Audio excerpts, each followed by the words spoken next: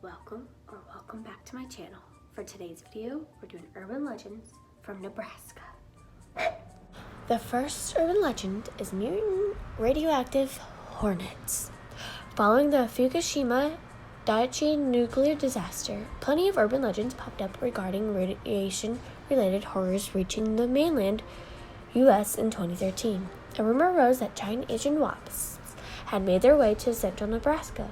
According to the reports, the hornets had been exposed to radiation and grew to 4 times their normal size. They were said to be extremely aggressive and to have venom 2,000 times stronger than their non-mutant cousins. Although the Asian hornet is very large and produces venom strong enough to kill a human after repeated stings, they did not gain these attributes from radiation exposure. Moreover, no Asian hornets have ever been spotted in Nebraska, and they certainly haven't killed anyone here.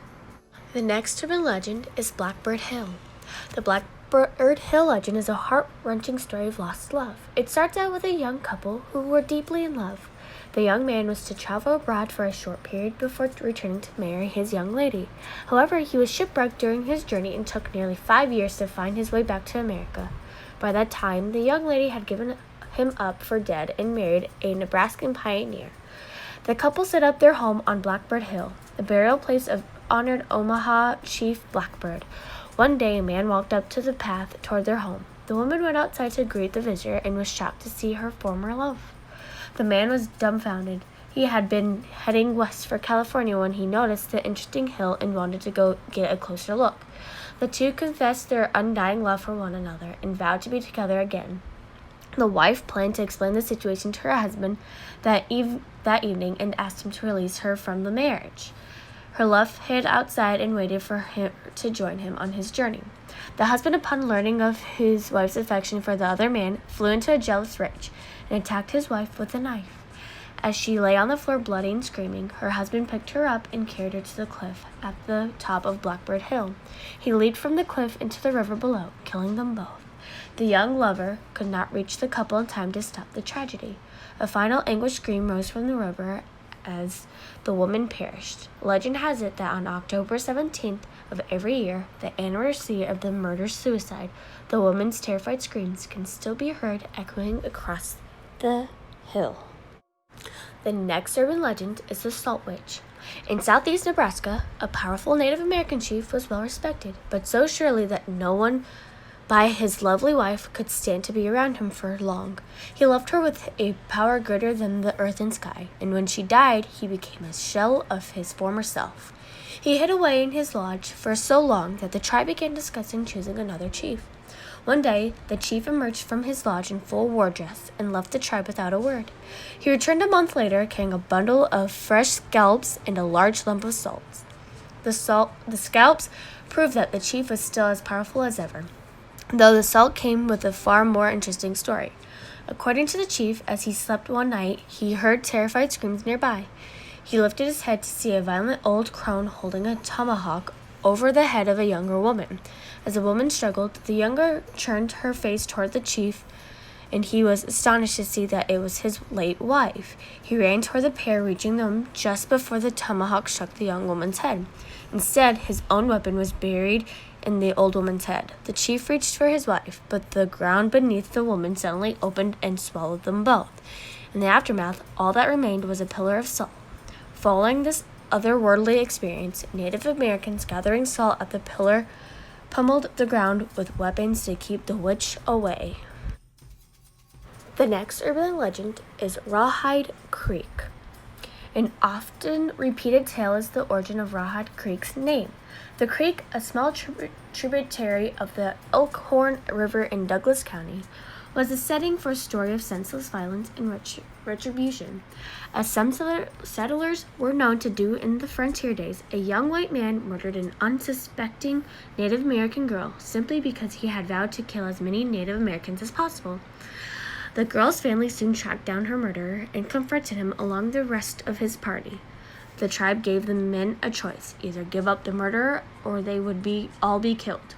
The group quickly handed over the young man to meet his fate. As revenge for the senseless murder, the Native Americans beat and tortured the young man, finally skinning him on the banks of the creek. The creek was thereafter named for the grisly act. Next urban legend is Fibo Fiboldsson. A Swedish immigrant named Fibo Fiboldsson appears in several frontier tales. One in particular tells of how Fibo broke a terrible drought in one of the hottest, driest summers Nebraska had ever seen. The drought was so bad that Fibo had to resort to drastic measures. After a long think, he came up with an outlandish idea: build a huge bonfire to bring on the rain. He made fires all around the banks of the lake. They burned so hot that the water in the lake all evaporated and lifted up into the sky as rain clouds. Fibo got his rain, and the great drought was busted at last. The next urban legend is Karma's a bunny. If you do not like hearing about very sad animal abuse, please skip. Not all of Nebraska folktales from come pioneer times. In fact, this one is fairly recent. From the mid-20th century, the story goes that two bored farmers in the 60s decided to take a little trip to Missouri to buy the kind of fireworks Nebraska doesn't allow. They came back to one of the farms with a large quantity of M1000s, an extremely powerful firework, almost as strong as a stick of dynamite, and a bottle of peppermint schnapps to share. The rabbits had been particularly frustrating on the farms that year, so their pair trapped a number of them to have some gruesome fun. While drinking heavily, the men would take a single M1000 and roll of duct tape, attach the explosive to a rabbit's back, light the fuse, and then let the animal go. The bunnies would run off into the distance, and the farmers would laugh with delight when they were blown to bits. One bunny got its final revenge, however. Instead of running for the hills after its fuse was lit, it ran straight for the pride and joy of one of the farmers, a brand new pickup truck. The terrified animal cowered under the truck until the fuse ran out, taking the bunny's life, but also destroying the farmer's cherished new vehicle in a spectacular fireball. So this is why it's called Karma's a Bunny. The next urban legend is called the Hatchet House. The town of Portal, just south of Papillion, was once home to a quaint one-room schoolhouse on one side of a rather rickety wooden bridge.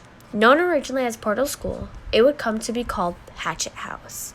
Legend has it that the school teacher went crazy one day, decapitating all of the students inside and placing their heads on their desks.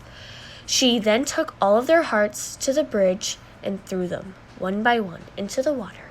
Locals called it a heartbeat bridge because as you traveled across it, the shuddering boards sounded exactly like the beating hearts lurking in the water below. The Portal School is a real building, which because of frequent flooding was relocated to Papillion, where it serves as a fun field trip destination. Those who believe the legend still venture to the schoolhouse on dark nights to see if they can feel the presence of the mad schoolteacher and her ill-fated charges. The last urban legend is Weeping Water. The tiny town of Weeping Water in Case County shares its name with the creek that runs through it. The rather poetic name stems from a tale of sadness. The Native American legend tells of a war that broke out between two warring tribes.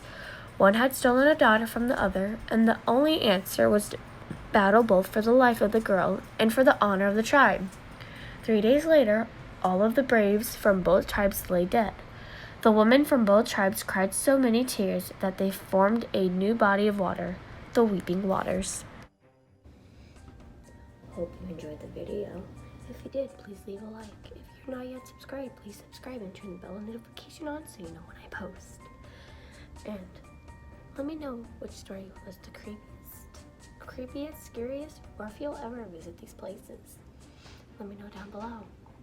Bye-bye for now.